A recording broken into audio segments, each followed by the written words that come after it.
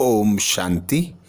आज दिनांक 16 जून 2022। बाबा ने महावाक्य में हम बच्चों को जो वरदान दिया, वरदान का मनन कर उसका स्वरूप बनेंगे। बाबा वरदान में बोले, सदा सत के संग द्वारा कमजोरियों को समाप्त करने वाले सहज योगी सहज ज्ञानी भव। आज बाबा हम बच्चों को सहज योगी सहज ज्ञानी भव का वरदान दे रहे हैं। वरदान में बाबा कह रहे हैं, सदा सत्य के संग द्वारा कमजोरियों को समाप्त करने वाले सहज योगी सहज ज्ञानी भव। डिटेल में बाबा कहते, कोई भी कमजोरी तब आती है जब सत्य के संग से किनारा हो जाता है और दूसरा संग लग जाता है। इसलिए भक्ति में कहते हैं, सदा सत्य संग में रहो। सत्य संग अर्थात सत्य बाप के संग में रहना। अर्थात आज बाबा हम बच्चों को अपनी कमी कमजोरियां दूर करने की, कमी कमजोरियों से किनारा करने की युक्ति बताते।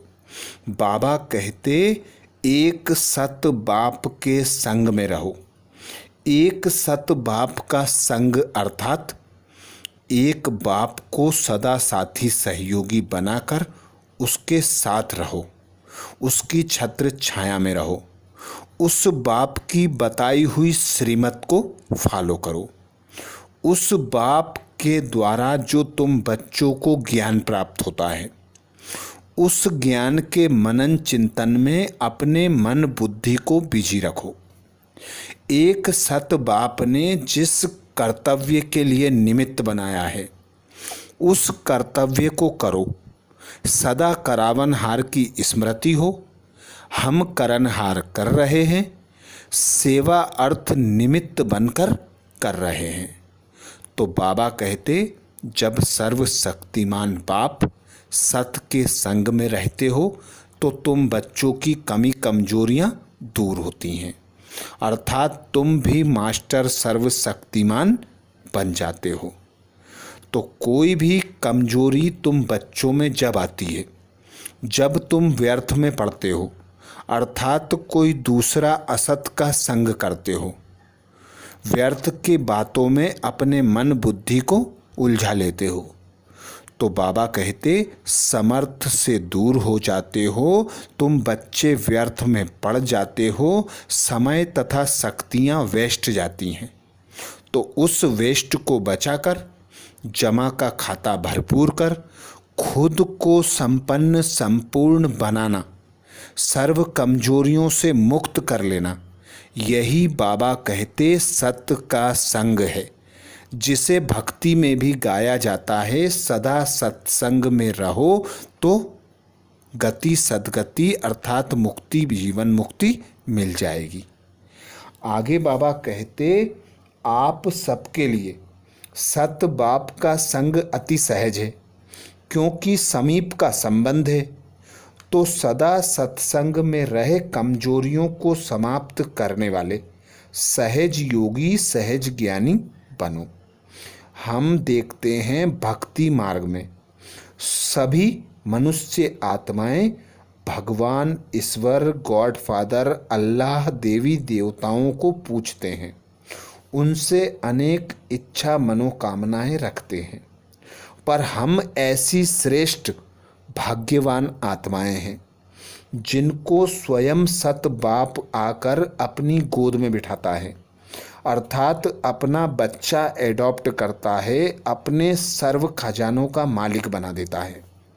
जिसकी युक्ति बाबा सहज बताते, सदा एक बाप को याद करो, खुद को आत्मा अनुभव करो।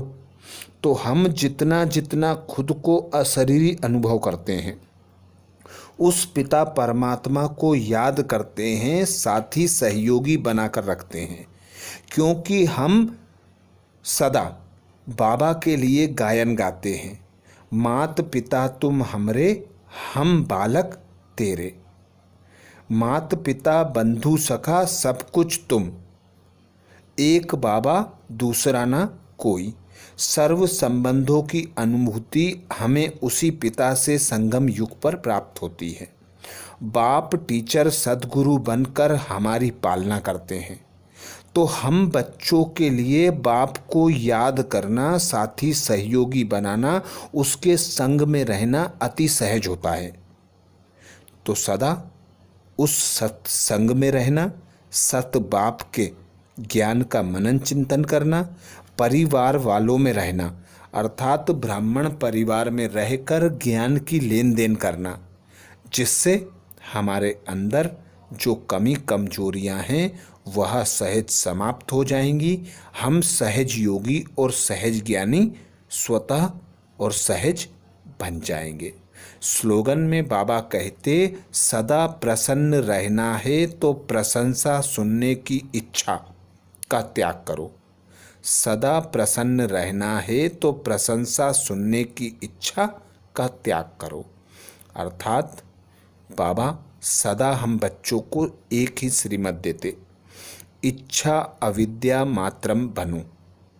पुरानी दुनिया के सुख सुविधा के साधनों से उपराम हो जाओ। कोई भी इच्छा मनोकामना जब होती है जब कोई अप्राप्ति होती है। तुम ब्राह्मणों का तो गायन है, अप्राप्त नहीं कोई वस्तु ब्राह्मणों के खजाने में। तो मैं मेरा मान शान इच्छा रखना बाबा कहते अप्रसन्नता की निशानी है। सर्व इच्छा मनोकामनाओं से उपराम रहकर इच्छा अविद्या मात्रम बनना ही सदा प्रसन्न रहने का आधार है। आज बाबा ने महावाक्य में हम बच्चों को जो सार सुनाया, सार का मनन करेंगे। बाबा बोले, मीठे बच्चे, तुम्हें किसी भी देहधारी के रूप में नहीं फंसना है।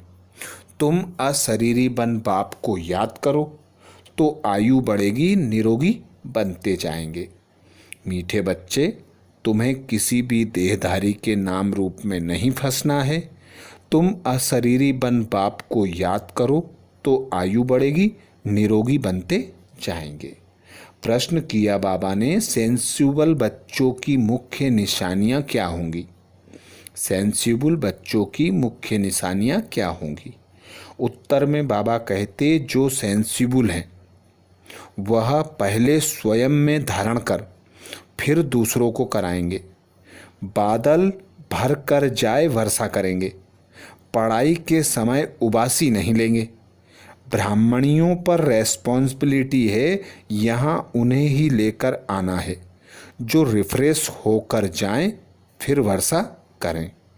दूसरा पॉइंट बाबा कहते, यहाँ वही आने चाहिए जो योग में अच्छी तरह रहकर वायुमंडल को पावरफुल बनाने में मदद करें, विघ्न ना डालें। यहाँ आसपास बड़ी शांति रहनी चाहिए, कोई भी प्रकार का आवाज ना हो। गीत सुनाया बाबा ने, ओम नमो शिवाय। धारणा के लिए मुख्य सार में बाबा कहते, पहली पॉइंट, शरीर से डिटेच हो स्वधर्म में स्थित रहने का अभ्यास करना है। जितना हो सके मोस्ट बिलवेड बाप को याद करना है। मोह की रग सब तरफ से निकाल देनी है। शरीर से डिटेच हो स्वधर्म में स्थित रहने का अभ्यास करना है।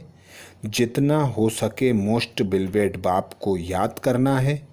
मोह की रग सब तरफ से निकाल देनी है। दूसरी पॉइंट बाबा कहते, पढ़ाई पर पूरा पूरा ध्यान दे। अपने ऊपर आपे ही कृपा व आशीर्वाद करनी है। बुद्धि योग हद से तोड़ बेहद से जोड़ना है। बाप का बनकर बाप पर पूरा पूरा बलि चढ़ना है। पढ़ाई पर पूरा पूरा ध्यान दे।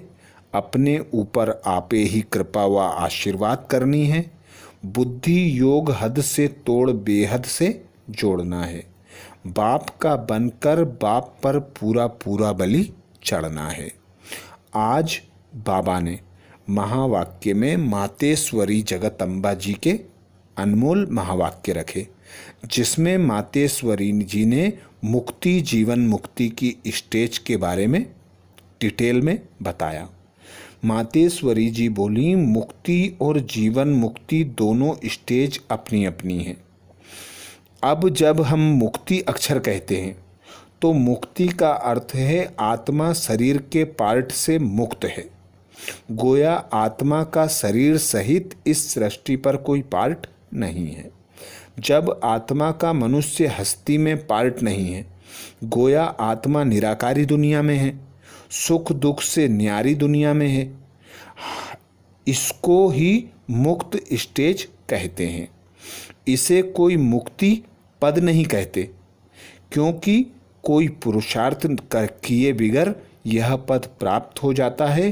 अंत समय में सभी को यह पद प्राप्त होना है। तो यह कोई पद नहीं है, यह मुक्त अवस्था में, सुख दुख से न्यारी अवस्था में, निराकारी अवस्था में, देह से न्यारे घर में रहने का एक स्थान है। तो मातेश्वरी जी कहती, जीवन मुक्ति उस शब्द को कहते हैं जब हम उस पिता परमात्मा की याद में रहकर, उस पिता परमात्मा के ज्ञान का मनन चिंतन कर, पुरुषार्थ द्वारा देवताई प्रारब्ध प्राप्त करते हैं। अर्थात ऐसी स्टेज जो शरीर में रहते हुए भी आत्मा कर्म बंधन से मुक्त रहती है। ऐसी न्यारी और प्यारी अवस्था को जीवन मुक्त अवस्था कहते हैं। यह पद जब प्राप्त होता है जब हम पुरुषार्थ करते हैं, उस पिता परमात्मा को याद कर विकर्मों का विनाश करते हैं, बिना सजा खाए बाप के साथ घर जाते हैं और फिर सतयुग में पार्ट बजाने के लिए जीवन मुक्त देवताई पद को प्राप्त करते हैं। तो देवताई पद अर्थात जीवन मुक्त पद और मुक्ति अर्थात देह तथा देह के बंधन से, सुख सुविधा के से उपराम न्यारी मुक्त अवस्था। तो ये थे बाबा के और मम्मा के महावाक्य। अच्छा, ओम शांति।